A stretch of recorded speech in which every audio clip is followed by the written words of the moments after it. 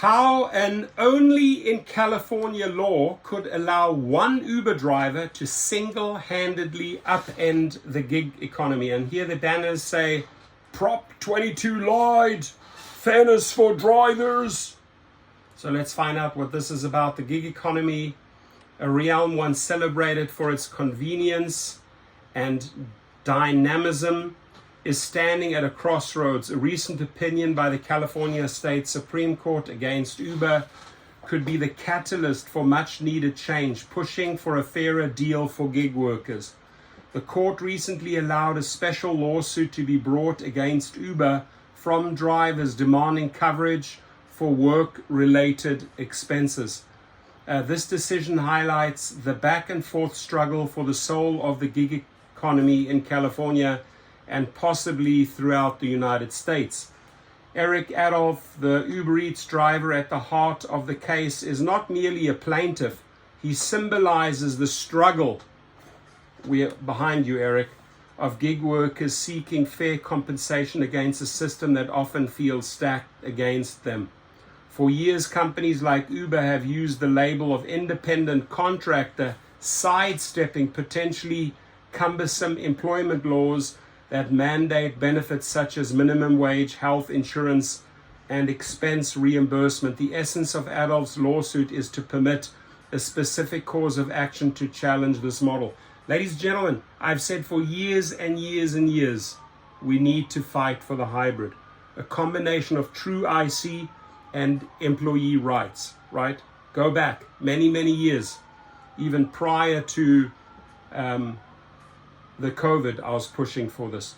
However, this practice of classifying workers as independent contractors isn't solely a tactic utilized by these companies.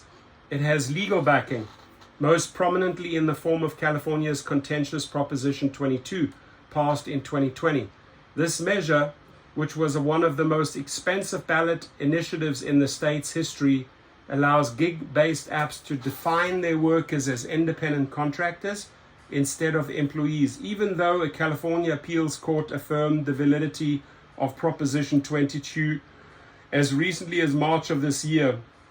The contention is far from settled, and the tug of war over worker classification in the gig economy is ongoing. Drivers haven't given up, ladies and gentlemen. The lawsuit against Uber leverages the Private Attorney General Act, PAGA, a unique California law that allows workers to sue for employment law violations on behalf of the state. This law doesn't just empower workers to fight for their rights, it actively encourages a more equitable employment landscape. Significantly, the ruling diverges from a 2022 U.S. Supreme Court decision involving Viking River Cruises, which endorsed companies channeling individual PAGA claims into private arbitration instead of the courts. California's latest decision could potentially pave the way for further large-scale lawsuits against employers. Buckle up, Uber, buckle up, Lyft, buckle up, DoorDash, and others.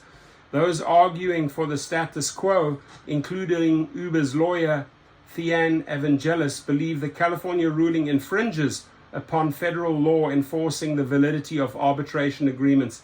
However, such a view fails to workers are required to sign similar arbitration agreements. Ladies and gentlemen, every single time from day one, you opt out of the arbitration agreement. Remember, look at all those videos we've made. This practice often deters them from pursuing individual claims, especially over small sums.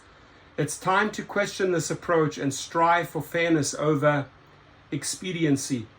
To those advocating for labor rights, the California Supreme Court ruling represents a ray of hope. It could compel companies to rethink their reliance on arbitration, potentially loosening the contractual knots that have kept gig workers in limbo for years.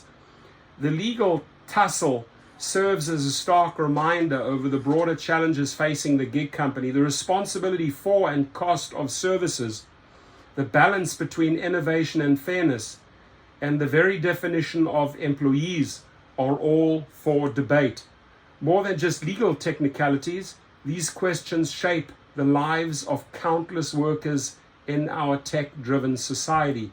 If other states decide to echo California's decision, the implications could be profound.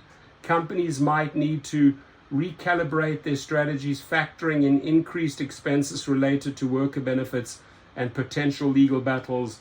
While such an outcome could shake the foundations of California-based giants like Uber, it might also encourage startups to adopt sustainable growth models, prioritizing worker rights over unchecked expansion.